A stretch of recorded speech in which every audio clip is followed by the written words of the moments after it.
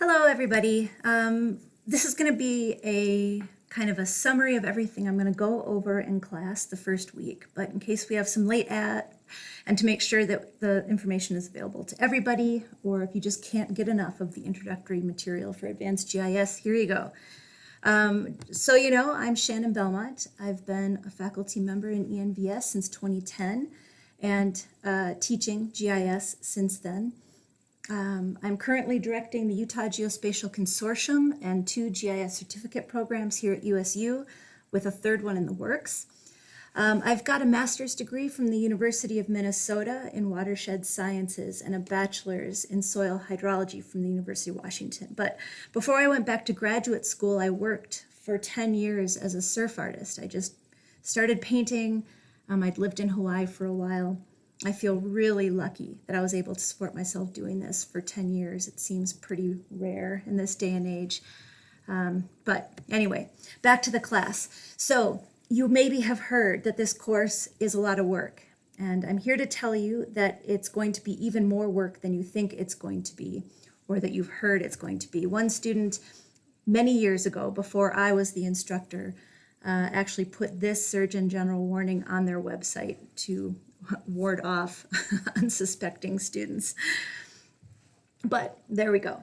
It's worth it. And I have also cut back a lot of the requirements. The course used to be 5 credits over the 15 weeks, and I've dropped the credit number to 3 credits. So it does function like a normal kind of class now. And that's another reason why I split the lecture into 2.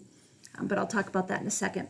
So for the general course goals, of course, you're here to develop MAD GIS skills. I want you to have the confidence to know that you can't break anything. So explore and then break stuff, but you're going to be so resourceful that you're going to know how to fix the stuff that you just broke and know that it can't actually hurt anything. I want you to develop good habits, which means evaluating everything. Evaluate your data, evaluate your process, really think about what spatial data represents, and then think about what you're doing to it. Can you do that? And then how are you going to be able to know, once you leave the class, whether the stuff you're doing makes any sense or if your results are correct? So those are the kind of evaluation habits I want you to develop. And that is tied to understanding the limitations of spatial data. Not reporting, distances of a polyline to the nearest 100 millionth of a centimeter. I get that all the time, and you're not going to do that after this class.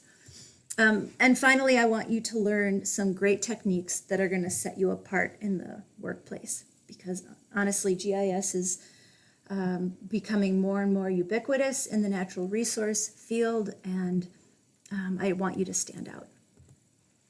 Okay, so this is going to work a little bit differently than previous semesters, and I don't mean just because of COVID, but I'm breaking up the lecture a little bit in that if you're registered for a lab session on Tuesday, I want you to attend the Tuesday lecture, and then you won't need to attend lecture on Thursday. So instead of meeting as a group in NR 105, which we've done in the past, we're going to meet in LSB 225 for lecture and lab. Now, for the lecture component, there will be some rules, like don't come in and just start working on your lab assignment. I'm going to make you turn your computer off. The lecture component is meant as a workplace, as a group. It's not a lab session, so there will be expectations for participation during the lecture. To that end, on Canvas, there will be short video lectures covering the theory and the kind of background information for the lab assignment that week, and maybe a reading or a reading. Those I expect you to do before you show up for the lecture. So anything for week 2 that's under the lecture section, I want you to have that done, and it shouldn't take you more than an hour. That should all be in your pocket when you come in to lecture on your lecture day, because what we're going to be doing in class as a group during lecture is going to leverage what is in that theoretical material. So we may jump into some kind of funky exercise, some kind of short challenge. We may do a discussion. We may have a quiz. It's going to change every week. It's going to be very engaging, and I promise it'll be fun. And then your lab session is designed to give you time to work on the lab assignment itself. Okay, so that covers that. There will be a weekly GIS exercise for the first 10 weeks or so. And then the last weeks are for an individual project. So the GIS certificate, just so you know, does require a passing grade on the project. So you can't sail through that ending part and let your grade tank just because you really rocked it on the first part of the class. So yeah, the individual project I will talk about a little bit later, but there are some preliminary assignments leading up to it, like a project proposal and a data acquisition update. You need to have those things done well before the final 5 weeks of the class. I need to know that you've got a project. I need to know that you have data in hand. And so we will be talking about this kind of over the next couple months leading up to it. So you will be working on the final project kind of concurrently with the lab work that you're going to be doing on a weekly basis. Okay, and then normally I have everyone submit their work to a website. It's a great way to develop some professional skills. It helps you create a digital portfolio of your work that you can use with your CV or resume. I'm not going to require the website for everybody, but you should know that if you're doing the GIS certificate, the website or a digital portfolio is required, so you'll be building one anyway and populating it with your GIS work. So it might be worth it to just go ahead and get it done in this class. Okay, and then I'll talk about the different kind of submissions later. So individual projects, this is just a reminder that you should start preparing for that right now. Start thinking about something you could do. Think about a regular lab assignment and then multiply it by 5 for complexity. Find some data that might inspire some research questions, or start with the research question and then go try and find some data to back it up. I recommend going and talking to other faculty members that you enjoy working with, who are working on projects that you enjoy hearing about, and ask them if they will mentor you or give you some data to work with. You can talk to grad students and see if they need some help peeling off some part of their work. That's always really an exciting kind of collaboration to get involved with. Okay, so that's that. Getting into some other new stuff about this semester. I want to talk about grading and what is kind of called ungrading in the big world out there. I just want to kind of reinforce that this is a competency-based course. You are here to learn skills that are needed and expected in the geospatial industry. Okay, I don't want you to get bogged down clamoring after points. I want you to learn intelligent geospatial analysis, and I want you to be able to demonstrate proficiency and understanding of the concepts in order to pass the course. The rest of it will fall into place. So you're going to be required to do the work, learn the skills, and demonstrate mastery kind of above and beyond what you might have been expected to do in the intro course, where you were kind of working through step by step. I want you to think about how you can prove to me that you understand what you're doing and how you can demonstrate that. I find that the numeric grading, I always kind of make my assignments worth 100 points. And I don't want to spend my time doing that. I find that the individual feedback I give you guys is so much more important. And so I'm going to focus on that instead. I'm going to use a really simple grading structure on these first 9 or 10 assignments, these lab assignments, just to help keep us on track. But I'm going to spend more time in lieu of spending time, dealing with points, helping you demonstrate mastery of your skills. I want to focus on the learning, not the grade. And so each assignment is going to be assessed with a pass if the work meets the expectations. And this is what just about everybody is going to earn. if you do the assignment, spend the time, and do really good quality work, including the self-evaluation that I'm talking about that's required for each assignment. Again, you can't do good GIS work without evaluating your process, the data results, and so I really want to focus on that habit of evaluation. Okay, so this little summary that you're going to do at the end of every assignment is meant to communicate to me your understanding. All right, I'm going to give you feedback on that and generally on the work that you do. So no just going through the motions and button pushing this semester. You're going to have to process and think about what you're doing and work on your communication skills. And I'm not talking about writing essays. I definitely don't want to read essays. I want summaries that are bulleted with kind of a call and response. Here is one of the assignment goals. Here's how I demonstrated mastery. Very clean and quick. Okay. Every week, there are usually one or two or a handful of students or assignments that are submitted that just blow my mind.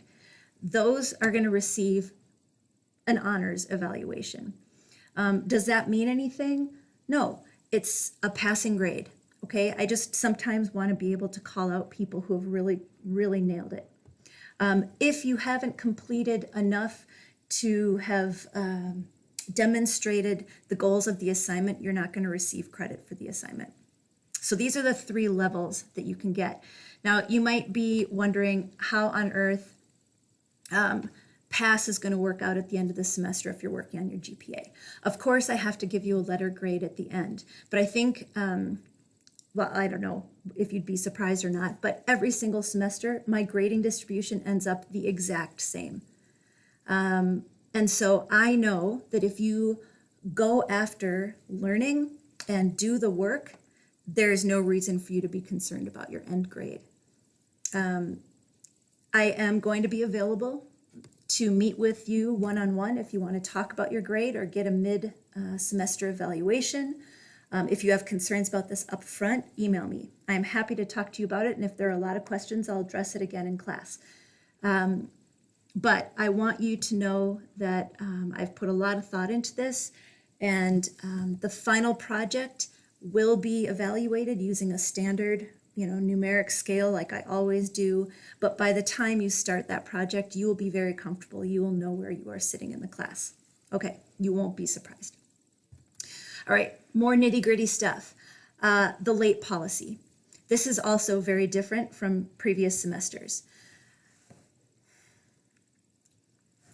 I need this to be unwaveringly clear. I'm always flexible about late work, and I'm not going to be this semester. It's been a really long couple of years. We've all had to adjust to new ways of working. I spend way too much time worrying about students with missing assignments. So I don't want to have to worry about you. That's my problem, not yours. But I think more importantly, you can't afford to get behind in this class. This class is an avalanche of work, and if you get behind, it's over. So stay on top of it, manage your weeks carefully, and get the work done on time. Okay, you're already, whoopsie, going to be double timing because you've got to be working on the final project. Okay, so evaluating labs out of sequence with the rest of the group is 2 to 3 times more work for me because I have to get my head into a different mindset. It's not efficient. I'm teaching 6 different GIS-related courses this semester, and I'm going to be managing my time very carefully to make sure you get the most out of this class that you can. I want you to get everything you can out of it. And so there's a late policy. Late work won't be accepted. Now, having said that, I'm a realist, and so I'm going to give you 2 outs. Number 1, everyone gets a free pass. You can request in the comment section of the assignments page in Canvas, I'm opting out of this assignment. Or if you just fail to submit assignment by the due date and time, which is always going to be Sunday night before midnight, that's going to automatically count as your pass. And I'm going to put an excused in the grade book, and you get 1 out of the first 9 assignments. I'm talking about the weekly lab assignments that we're doing. These things do not account toward the final project or any of the assignments that go with the final project. Okay, the second is an extension request. You get one extension request this semester, and it's going to buy you 3 extra days to complete the assignment. So it'll be due Wednesday night before midnight instead of Sunday night before midnight. But this request has to be made before the assignment's actual due date. And once requested, if you don't get the assignment turned in by the extended date and time, you lose the extension and you lose your free pass if you haven't used it already. So these are meant to be helpful, but they have to have strict rules.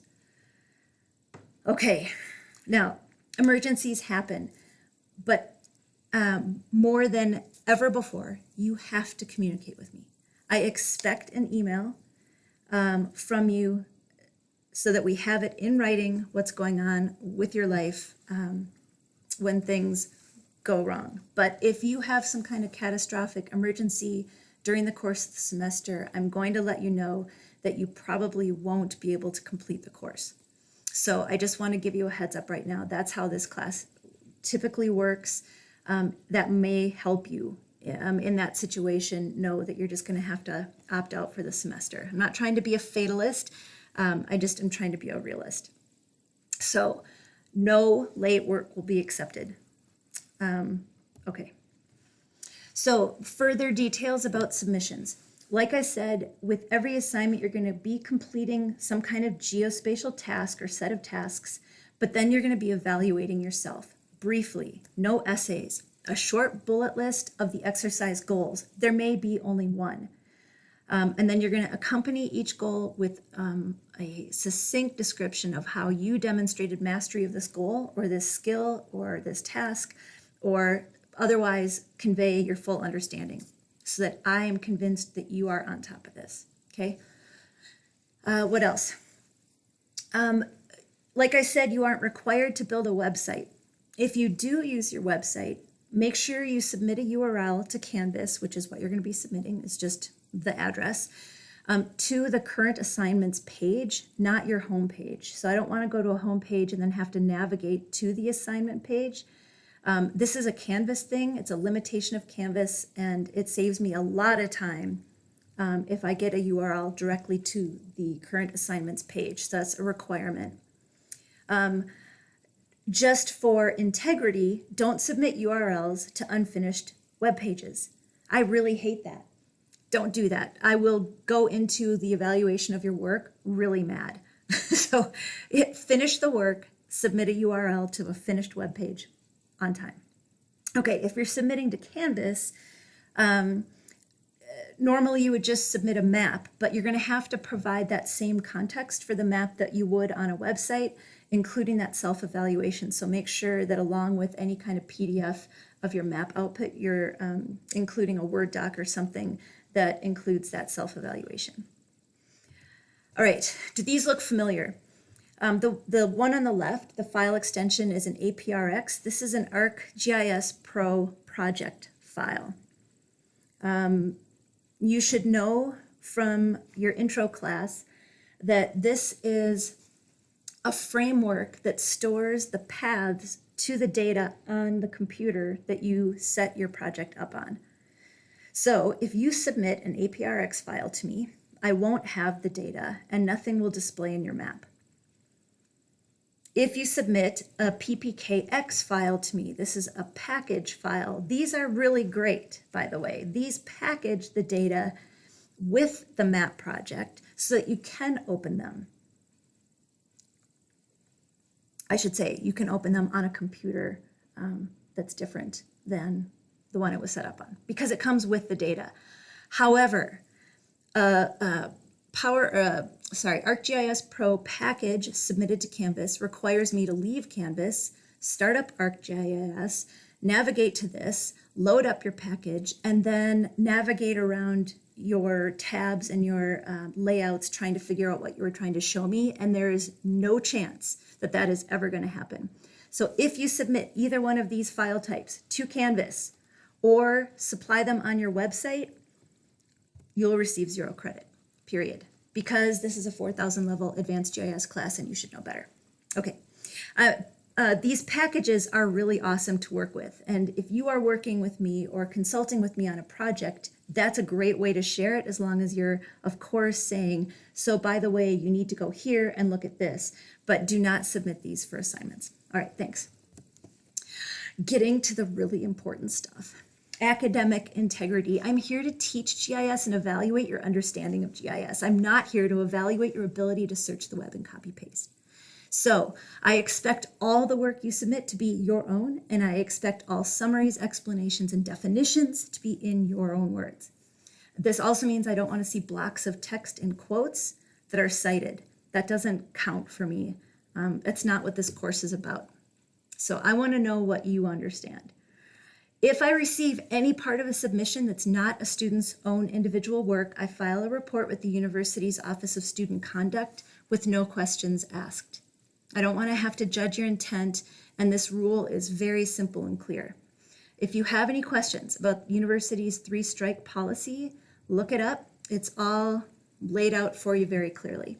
So I don't want to talk about that anymore. The rule is very clear. Do your own work, and then there's no issues. Okay, access to the software. Number one, there are a bunch of great computer labs on campus. Obviously, we're meeting in LSB 225. This is open for lab work Monday through Thursday, 5 to 8 p.m. Quinny 306 has the same software.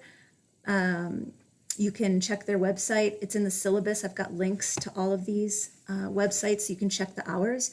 The Open Access Engineering PC lab has great hours, but there are usually many versions of ArcGIS Pro behind. Right now, their website says they're running 2.5, and I think Wes has installed 2.9 in LSB and Quinny.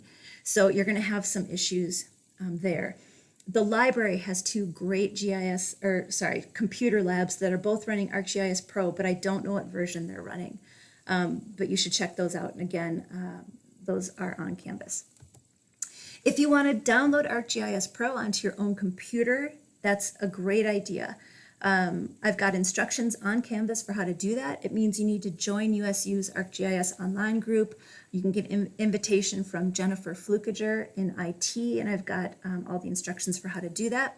Know that it will not run on an Apple operating system. You have to have a Windows operating system, and there are system requirements, like I said, along with the install instructions on Canvas under week 1. Okay, no required texts, but these are both really awesome books. GIS Fundamentals, I think, is in its 6th version right now. There's an online or digital copy that's really cheap. It's written free from Esri, so it's just geospatial theory, and it's really clear and easy to follow.